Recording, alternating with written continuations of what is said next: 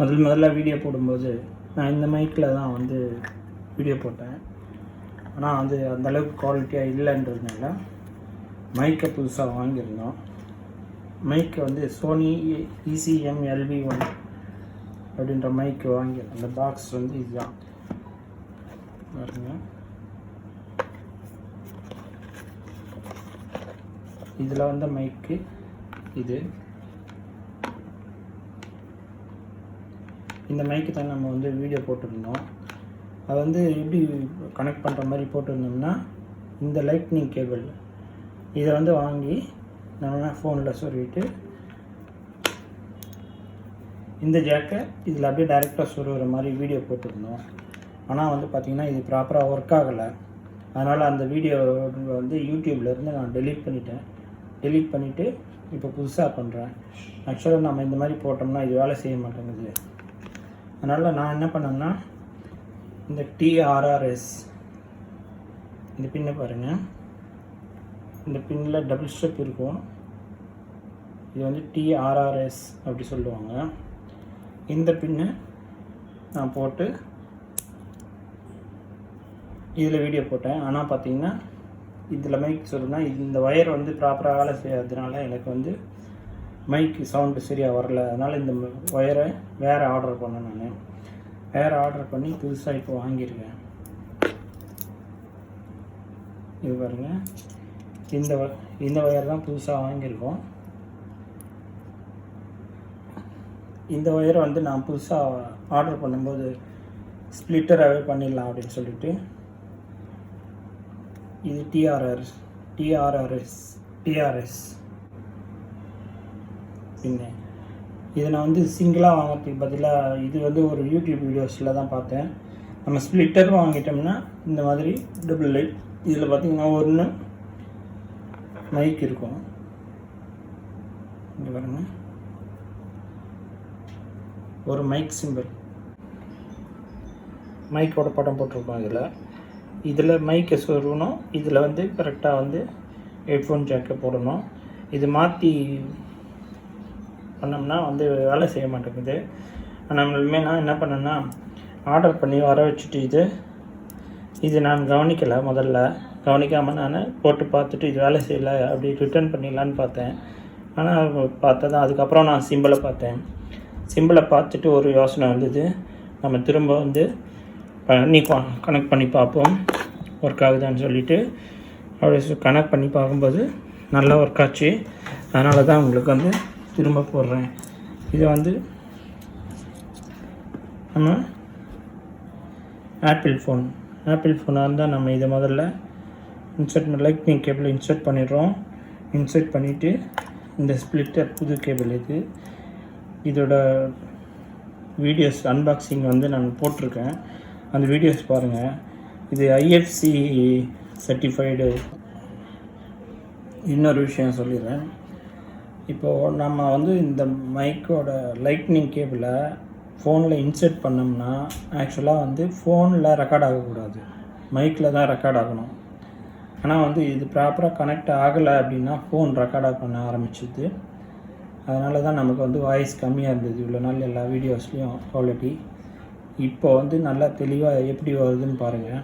இந்த மைக்கை நான் இன்சர்ட் பண்ணிவிட்டு இப்போது 6 மீட்டர் தொலைவிலேருந்து நான் பேச போகிறேன். அந்தளவுக்கு லென்த்து கொடுத்துருக்கேன். இப்போது முதல்ல 6 மீட்டர் தொலைவில் பேசிவிட்டு அப்புறம் கிட்ட பேசுகிறோம். இது நான் ரூமுக்குள்ளே பேசுறதுனால 6 மீட்டர் இல்லை 5 மீட்டர் தான் லென்த் வருது. இப்போ நான் ஃபோன் ரெக்கார்ட் ஆகிற இடத்துலேருந்து 5 மீட்டர் தொலைவிலேருந்து பேசிக்கிட்டு இருக்கேன்.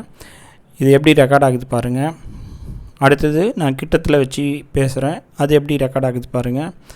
இதில் வாய்ஸ் குவாலிட்டி ஒரே மாதிரி தான் இருக்கும். இப்போ நான் இது எப்படி கண்டுபிடிச்சேன்னா ரெக்கார்ட் ஆகிறத, இப்போது ஒரு வீடியோவில் நான் பார்க்கும்போது அந்த வீடியோவில் நான் முன்னாடி வந்து உட்காந்து பேசும்போது வாய்ஸ் நல்லா அதிகமாக கேட்டிருக்கு. அதே கொஞ்சம் பின்னாடி தள்ளி உட்காந்து சேரில் நல்லா சாஞ்சி உட்காந்து நான் பேசும்போது பார்த்தா வாய்ஸ் கம்மியாக இருக்குது. அதை வச்சு தான் நான் வந்து மைக் வேலை செய்யலை அப்படின்றத கண்டுபிடிச்சிட்ட பிறகு மைக்கை பின்னாடி வச்சுக்கிட்டு பேசுனா மொபைலில் ரெக்கார்ட் ஆகுது. அதே மொபைலில் பின்னாடி வச்சுக்கிட்டு மைக்கை முன்னாடி வச்சு பேசுனா ரெக்கார்ட் ஆகலை. அந்த ஃபால்ட் கண்டுபிடிச்ச பிறகு தான் இது ஸ்ப்ளிட்டரில் ப்ராப்ளம்னு சொல்லிட்டு இந்த கேபிள் மாற்றினேன். இப்போ நம்ம 5 மீட்டர் தள்ளி நின்று பேசிகிட்டு இருக்கோம். புதுசாக வாங்கின கேபிள் நல்லாயிருக்கு. IFSC சர்டிஃபிகேட், இது 2 இயர்ஸ் வாரண்ட்டியும் கொடுத்துருக்காங்க. இதுக்கு கம்பெனி வாரண்ட்டியே இருக்குது. நல்ல கம்பெனி. இதோட ஒயர்ஸ் நீங்கள் வேணும்னா இதே மாதிரி ஐஃபோனுக்கு வாங்கி நீங்கள் ஃபிட் பண்ணி செக் பண்ணி பாருங்கள். ஆடியோ வந்து ஒயர்லெஸ் மைக் வாங்கணுன்னு கூட நமக்கு அவசியம் இல்லை, அந்தளவுக்கு நல்லாயிருக்கு. இப்போது சின்ன ஒயர் கனெக்ட் பண்ணி பார்ப்போம். இந்த பெரிய ஒயரை நம்ம ரிமூவ் பண்ணிவிடுவோம்.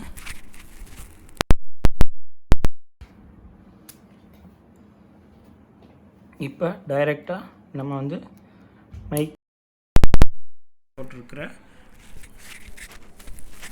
ஜாக்கில் சொருவிடுறோம். இப்போ பாருங்கள், இப்போ பேசுகிறேன் பாருங்கள். ஃபோனில் வந்து ரெக்கார்ட் ஆகாது. இதை வந்து ரியல் டைம் மானிட்டராக நான் பார்க்குறதுக்கு என்ன பண்ணேன்னா, வாய்ஸ் மெமோ அப்படின்னு சொல்லிட்டு நம்ம ஆப்பிள் ஃபோன்லேயே ஒரு அப்ளிகேஷன் இருக்குது. அந்த அப்ளிகேஷன் ஆன் பண்ணி வச்சுட்டு நான் மைக்கில் பேசும்போது அதில் நல்லா ரெக்கார்ட் ஆகிறது தெரியுது. நம்ம எதுவுமே பேசாமல் அமைதியாக இருக்கும்போது பார்த்திங்கன்னா அதில் வந்து கோடு நேராக போய்கிட்டுருக்கு. நம்ம பேசும்போது நல்லா வந்து நம்ம எக்ஸ்ரே மிஷின்ஸ் வந்து எப்படி அதிர்வலைகளை பதிவு பண்ணுமோ அந்த மாதிரி அந்த வாய்ஸ் ரெக்கார்டர் பதிவு பண்ணுறது நல்லா தெரியுது. அதிலேருந்தே நமக்கு வந்து மைக் நல்லா வேலை செய்யுது இல்லை அப்படிங்கிறத கண்டுபிடிச்சிடலாம். அதை வச்சு டெஸ்ட் பண்ணி தான் நான் வந்து இதை கண்டுபிடிச்சேன். அதனால் இனிமேல் நீங்கள் ஆப்பிள் ஃபோன் யாராச்சும் யூஸ் பண்ணுறதா இருந்தால் இது மாதிரி ஸ்ப்ளிட்டர் உள்ள IFS சர்டிஃபைடு உள்ள ஒரு ஜாக்கை வாங்கி மாட்டுங்க.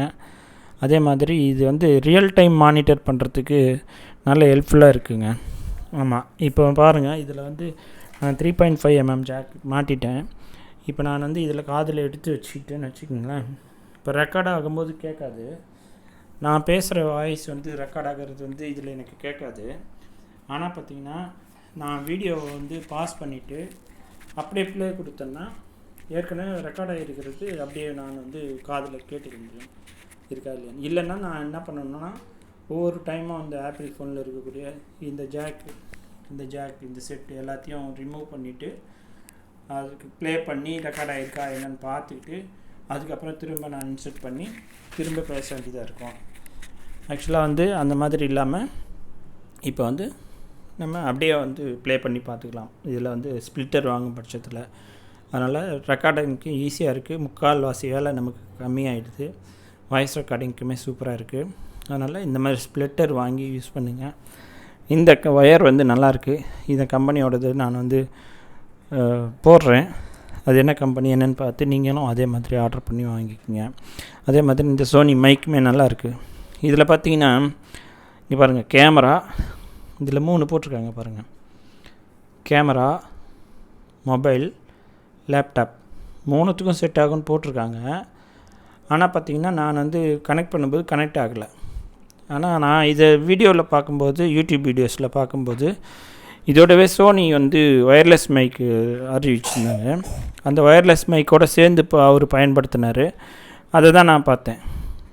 அதனால் எனக்கு என்ன ஒரு டவுட் வந்துச்சுன்னா, அந்த மைக் இருந்தால் தான் ஒயர்லெஸ் மைக்கில் மட்டும்தான் இது போட்டு பேச முடியுமோ என்னவோ, இதில் பேச முடியாதோ என்னன்றதுக்காக நான் திரும்ப எல்லாத்தையும் படித்து பார்த்தா இதில் வந்து கேமரா, லேப்டாப், அப்புறம் வந்து மொபைலில் எல்லாம் யூஸ் பண்ணலான்னு போட்டிருக்கு. அதனால் வந்து நீங்கள் மொபைலில் வந்து ரெக்கார்ட் பண்ணுறோன்னா இது வந்து 1800 அவ்வளோதான் வருது இந்த மைக்கு. நீங்கள் இந்த மைக்கை வாங்கிட்டு ஒயர் வாங்கினீங்கன்னா வந்து இது ஒரு 1200 வரும். இப்போ வந்து ஒயர்லெஸ் மைக்லாம் பண்ணிங்கன்னா உங்களுக்கு வந்து 30,000 16,000 இப்படிலாம் வருது ஒரு வழி. சைனீஸ் மைக்லாம் இருக்குது. சைனீஸ் மைக்லாம் பார்த்திங்கன்னா அது 3000க்கே வந்து ஒயர்லெஸ் மைக் கிடைக்குது. அதெல்லாம் வந்து இந்தளவுக்கு வாய்ஸ் குவாலிட்டியாக இருக்குமா அப்படிங்கிறதுலாம் வந்து டவுட்டு தான். கொஞ்சம் எக்கோ அடிக்கிற மாதிரி இருக்கும் அதோடய வாய்ஸ் பார்த்திங்கன்னா. என்ன ஒன்று, அது வந்து 3000க்கே வந்து 2 மைக் கொடுத்துட்றாங்க. அந்த 2 மைக் கொடுக்கும்போது நம்ம ஒன்றை வந்து அவங்கக்கிட்ட கொடுத்துட்டு ஒன்றை வந்து நம்ம வச்சு பேசலாம். ஆனால் இதுலேயுமே வந்து என்ன சொல்கிறாங்கன்னா, இது ஸ்டீரியோ மைக்குன்றதுனால ஒரு பக்கம் நடுவில் நம்ம வச்சுட்டு ஒரு பக்கம் நம்ம பேசணும், இன்னொரு பக்கம் இன்னொருத்தர் பேசணும்னா 2மே ரெக்கார்ட் ஆகும் அப்படின்றாங்க. அது நான் இன்னொரு நாளைக்கு செக் பண்ணிவிட்டு உங்களுக்கு அது மாதிரி ரெக்கார்ட் ஆகுதான்றதை பார்க்குறேன். இப்போ இந்த பக்கம் லெஃப்ட்டில் வச்சு பேசுகிறேன், அதே வந்து இப்படி ரைட்டில் வச்சு பேசுகிறேன். கொஞ்சம் தொலைவாக தான் இருக்குது. ஆனால் இதோட வாய்ஸ் எப்படி ரெக்கார்ட் ஆகுதுன்னு பாருங்கள். கொஞ்சம் கிட்ட வச்சு பேசினாலும் எப்படி இருக்குது பாருங்கள். சரி, இனிமேல் நீங்கள் இதை மாதிரி ஆப்பிள் ஃபோனை கனெக்ட் பண்ணுறதுன்னா இந்த மாதிரி ப்ராப்பராக மைக்கை கனெக்ட் பண்ணி ஒர்க் பண்ண பாருங்கள்.